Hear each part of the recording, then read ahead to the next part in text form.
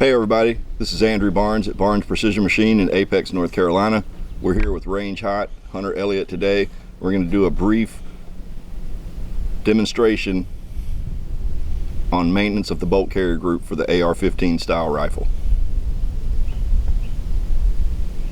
First, we're going to wait to check, make sure the weapon's clear.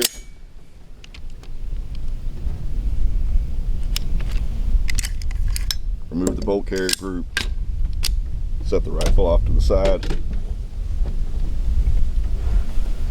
First thing we're going to do is notice carbon buildup on the bolt carrier group, on the rail sections. Look for any excessive carbon, any excessive damage to the bolt carrier. And in that instance that we don't see anything, we're going to start to remove the firing pin retaining pin, which we can do with a tool such as another firing pin. We're going to remove the firing pin, and one of the first things we're going to discuss is on cleaning components, this area here in the corner of the firing pin, that we're going to make sure that there's not any buildup carbon before we put that back in the bolt. So we'll set that to the side. We'll then remove the cam pin.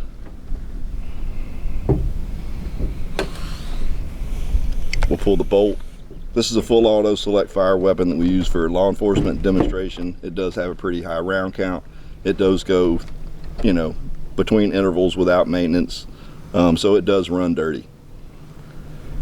Once you remove the bolt from the bolt carrier, again, you can use something like the firing pin to remove the pin that is the pivot for the actual extractor.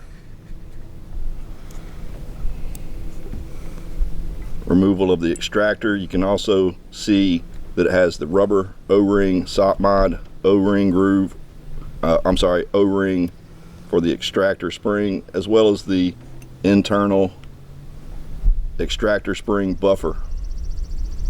And this is the black geometer, which is the latest geometer for the M4 from Colt, per the sock mod modification with the Viton O-ring.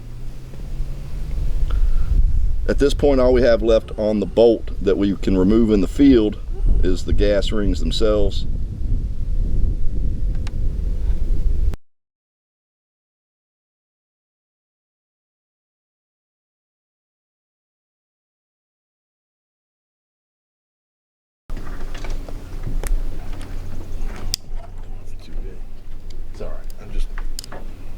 Okay, once you've started to unwrap the gas rings, you can take them out of the gas ring groove on the bolt.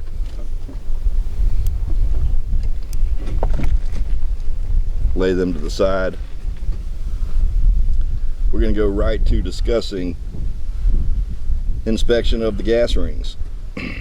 It's often been discussed in the AR-15 community, in the maintenance world, especially amongst armorers, that tension of the gas ring is what determines replacement of the gas ring. The gas ring seals inside the carrier under pressure. So to think that inspection of the gas ring and its condition would be a tension condition, pass or fail, is incorrect. What you really should be concerned with is cross-section of the gas ring in several key locations. Gas rings have a 12 o'clock gap, a 3 o'clock, a 6 o'clock, and a 9 o'clock measurement. All of these measurements can be compared to a new gas ring for determination of replacement. As an example, a new Connecticut spring and stamping gas ring per the Colt TDP technical data package. In the 3 o'clock position, brand new, approximately 30 thou, 031 thou with a set of calipers. At the 6 o'clock position, 040 thou. Back at the 9 o'clock position, 30 thou. So here we have gas rings from a weapon with thousands of rounds out of it that we check at those locations and we still get new gas ring measurements, 30 thou, 40 thou,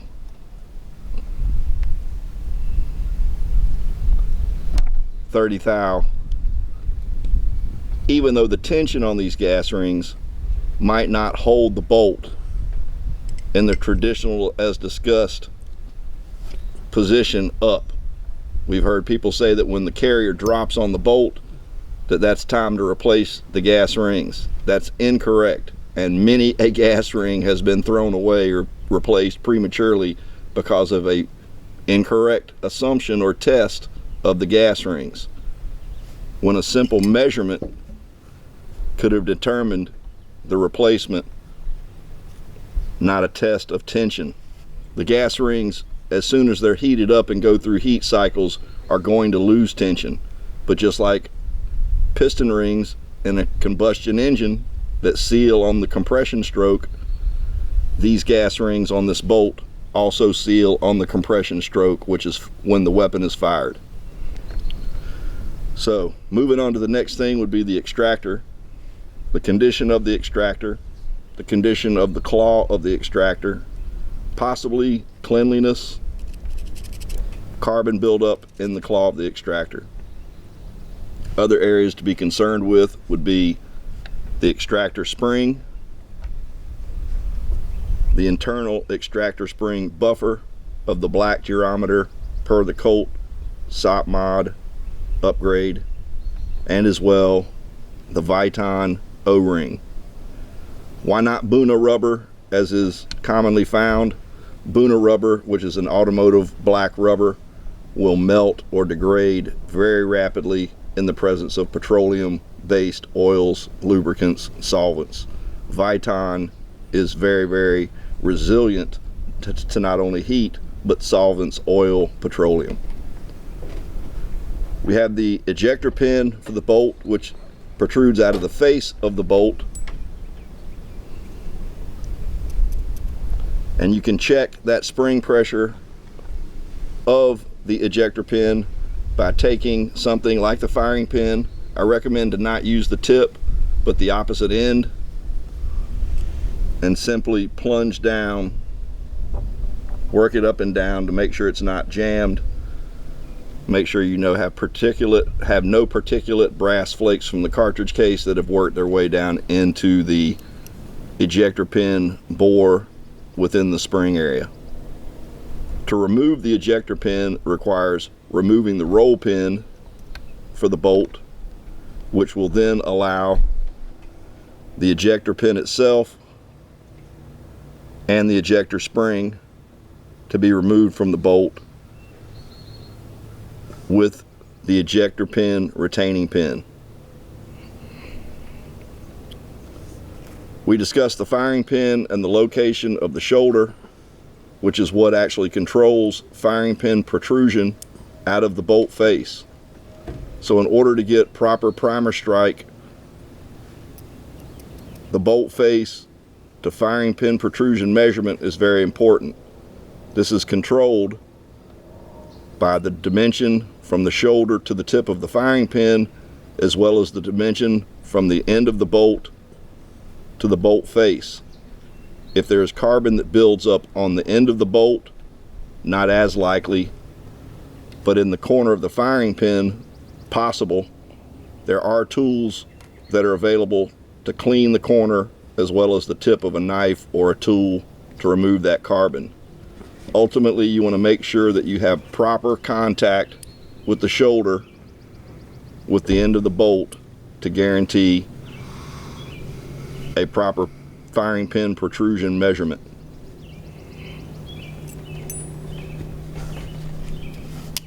A lot has been discussed upon cleaning a bolt about carbon removal. There's a very simple tool available from Gunsmithing Supply.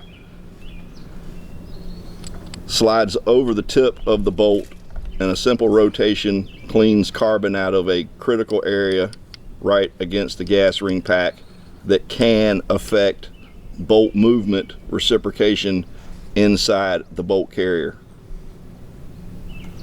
Scraping this area is advisable as well as scraping the inside of the bolt carrier bore before reassembly of the bolt carrier group.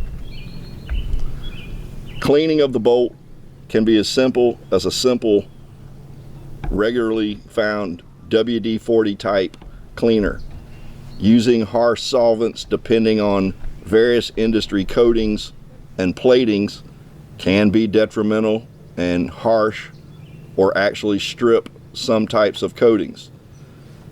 Ultrasonic cleaners, other devices out there that might be recommended, just pay attention to what the chemical solution is that you're using so that it doesn't interfere or react in a negative way to whatever that fancy coating of the week that you might have on your bolt and your bolt carrier group. A simple WD-40 type solution, again, with a Scotch-Brite. Simple, rotation, chuck it up in a cordless drill, spin it, you've got a mini lathe. You're not going to remove with a simple light abrasion and Scotch-Brite a nickel boron type product from the surface of the bolt. You'll shine it up. You will remove the carbon. I recommend soaking them for a while. Anything in a pan with a little solvent like WD-40 or a simple hops for that matter will usually do the job. Some traditional tools that I found that are useful, something that has been around for years, I think it's called the Chambermaid. It comes with a T-handle. You take it, there's a couple of different usages for it. Obviously the barrel extension in the rifle itself, in the chamber area.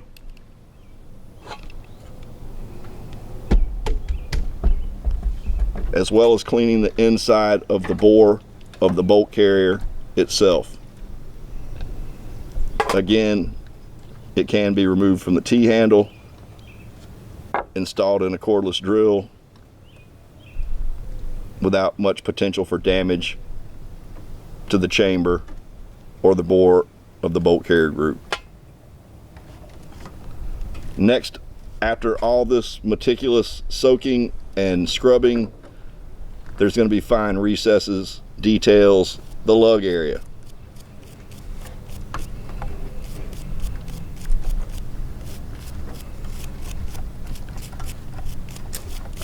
Cleaning of these areas, light lubrication with a simple Mobil 1 type synthetic oil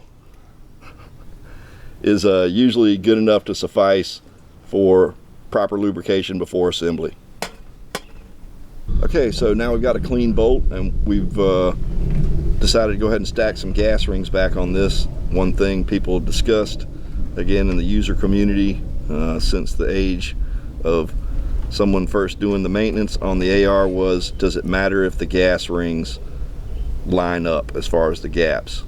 Well, it's a compression situation, so ideally you would want to stagger your gaps in your gas ring, but there's been plenty of people on every forum to prove that the weapon will function if you line up the gaps in the gas rings and fire the weapon. There's various things that could affect that, everything from power factor of ammunition to condition of the rifle, the condition of the bolt carrier bore where the rings reside. There's all kinds of things that could make it fail and it not have anything to do with the gas rings, or it be on the ragged edge, and then alignment of the gas rings maybe make it short stroke. Easiest thing to do when you assemble your bolt and do your maintenance is make sure your gaps aren't lined up. So now that we've discussed that, other things relative to the bolt, as far as lubrication, once you've assembled your bolt carrier group, there's only 4 points of the bolt carrier itself that make contact with the ID of the upper receiver bore, and those are the rail sections on either side of the gas key that run down the length of this area here, and the rail sections on the bottom by the magazine feed lip grooves or recesses in the bottom of the carrier. A little bit of oil on the cocking ramp and this area of the bolt carrier that strikes the hammer is useful, as well as a little bit on top of the hammer where the cocking ramp strikes the hammer to recock the weapon every time. People dousing the carrier all over with oil really is not doing a whole lot. A dab on the side of the gas key on either side, because that is what controls the carrier from rocking back and forth in the bore of the upper receiver, is also advisable.